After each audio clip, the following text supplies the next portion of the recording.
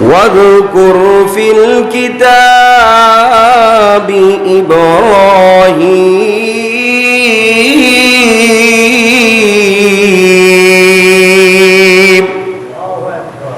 إنه كان صديقا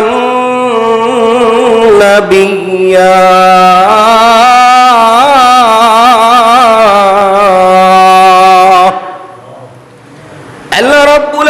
তার হাবিবকে লক্ষ্য করে বলেন, ওগো আমার হাবিব, ওগো আমার বন্ধু জনাবে মুহাম্মদুর রাসূলুল্লাহ সাল্লাল্লাহু আলাইহি ওয়াসাল্লাম, আমি আল্লাহ আপনাকে যেই কালামে পাক দান করেছি, এই কালামে পাকের ভিতরে ওয়াযকুর ফিল কিতাবি ইব্রাহিম, এই কিতাবের ভিতরে আমার বন্ধু আমার খলিল ইব্রাহিম আলাইহিস সালাতু ওয়াস সালামের জীবন বৃত্তান্ত আলোচনাগুলো আপনার উম্মতের সামনে ব্যক্ত করেন। সুবহানাল্লাহ। আল্লাহর পয়গম্বর সাইয়্যিদুনা ইব্রাহিম আলাইহিস সালাতু ওয়াস সালাম আল্লাহ তাআলার একজন খলিল ছিলেন, একজন দামি পয়গম্বর ছিলেন, পছন্দনীয় একজন নবী ছিলেন। যেই নবীর জীবন থেকে, যেই নবীর জীবনী আলোচনা করলে, আলোচনা শুনলে আমাদের জন্য অনেক কিছু আমলি বিষয় পাওয়া যায়। সুবহানাল্লাহ। এই কারণে আল্লাহর পয়গম্বর ইব্রাহিম আলাইহিস সালাতু ওয়াস সালাম আল্লাহ তাআলার নিকট দামি, কেমন দামি ছিলেন, এত দামি, এত মর্যাদার ছিলেন, যেই কারণে আল্লাহ রাব্বুল আলামিন আমাদের মুসলমানদের জাতির পিতা হিসাবে পয়গম্বর ইব্রাহিম আলাইহিস সালাতু ওয়াস সালামকে ঘোষণা করেছেন। সুবহানাল্লাহ। আল্লাহ রাব্বুল আলামিন জানিয়ে দিয়েছেন, মিল্লাতা আবিকুম ইব্রাহিম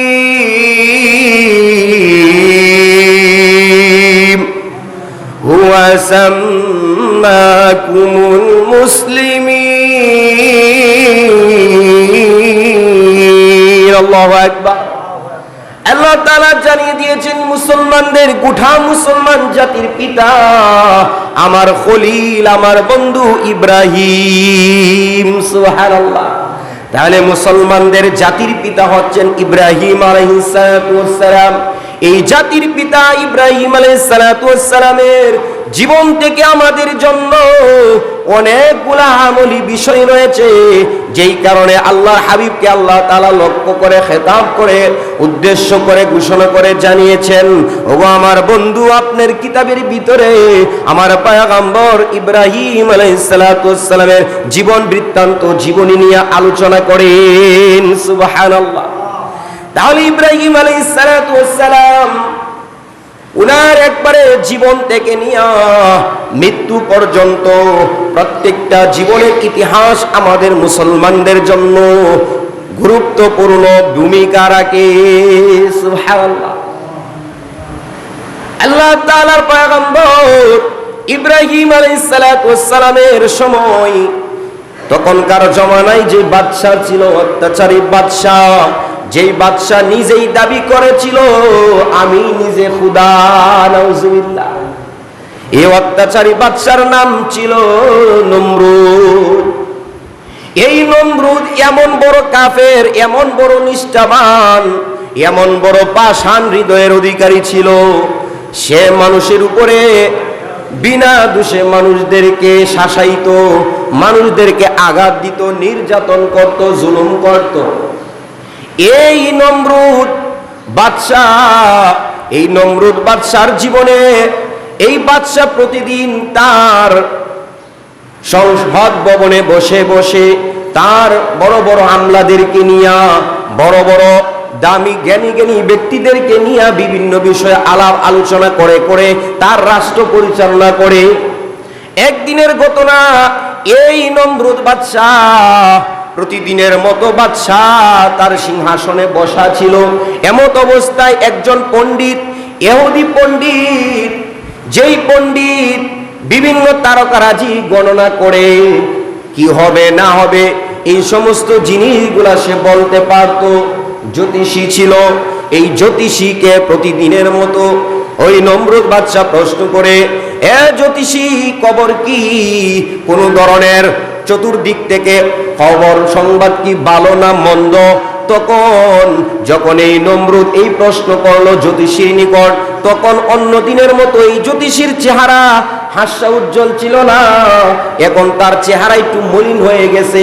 কিছুক্ষণ পরে উত্তর দিয়ে বলতেছে, মহামান্য বাদশাহ, হে আমাদের খোদা, চতুর্দিক থেকে গণনা করে দেখলাম আপনার বিরুদ্ধে এমন একজন সন্তান এই 3 দিনের ভিতরে জন্মগ্রহণ করবে, যেই সন্তান পরবর্তীতে আপনার কঠিন শত্রু হয়ে দাঁড়াবে।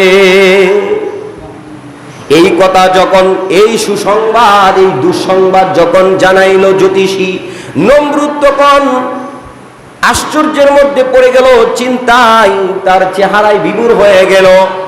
এখন চিন্তা করতেছে, তাহলে এটা নিয়ে গবেষণা করার প্রয়োজন, যাতে এই 3 দিনের ভিতরে দুনিয়াতে যাতে কোনো সন্তান না আসে, এই জন্য কঠিন পদক্ষেপ গ্রহণ করতে হবে।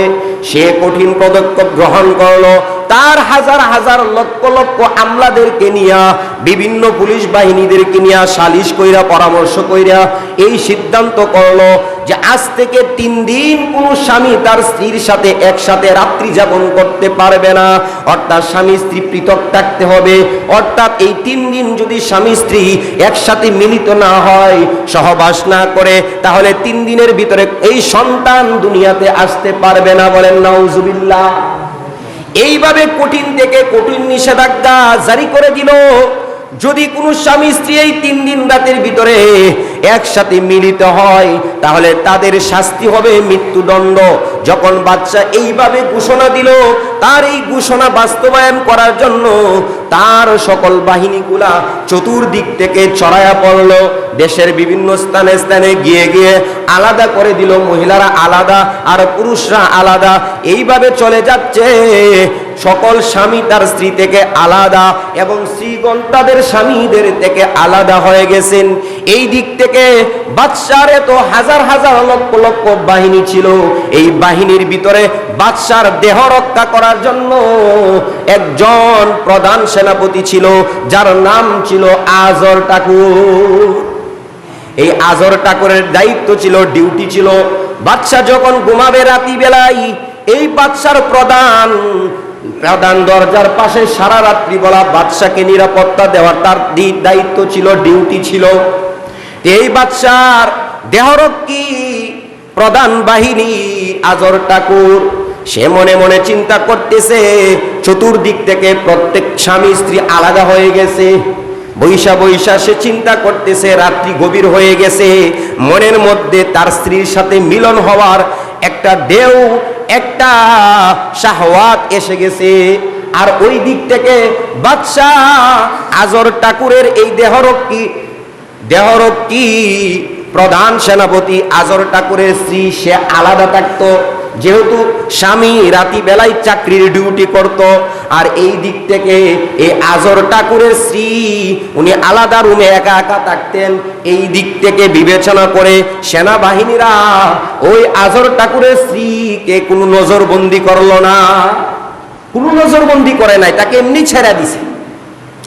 এই দিক থেকে আজর ঠাকুরের স্ত্রী রুমের মধ্যে বৈশা বৈশা, রাত্রি গভীর হইছে, মনের মধ্যে তার স্বামীর সাথে মিলন হওয়ার জন্য তার আকৃষ্টতা বেড়ে গেছে। চিন্তা করতেছে, এক পর্যায়ে বিছানায় এদিকে শুয়ে ছটফট করতেছে, কোথাও কোনোভাবেই তার স্বামীর সাথে মিলন করার কোনো ব্যবস্থা পাচ্ছে না, কারণ তার স্বামী হইছে রাজমহলে আর স্ত্রী হচ্ছে তার বাড়িতে।